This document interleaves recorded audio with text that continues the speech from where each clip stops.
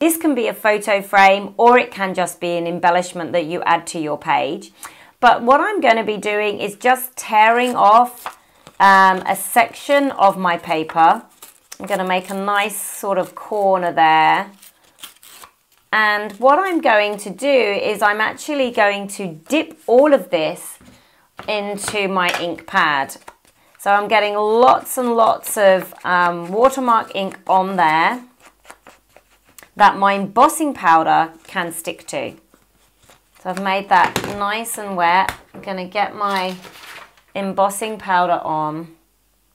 Now you literally could do this all the way around, but I'm just going to show you on one side of it for the purposes of this tip today. So get a nice amount on the edge there. You can see how much it sticks to it. It's really fabulous. Just going to flick the back there because there's a few stray pieces.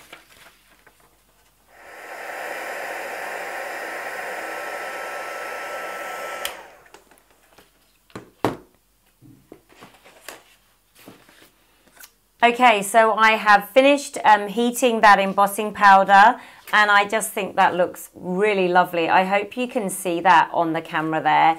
Here's another one I did just with plain white paper, and I also think that some really, really lovely pattern paper would come up well as well. So I'm just going to layer them up to finish off my page here. So really lovely, unique again technique.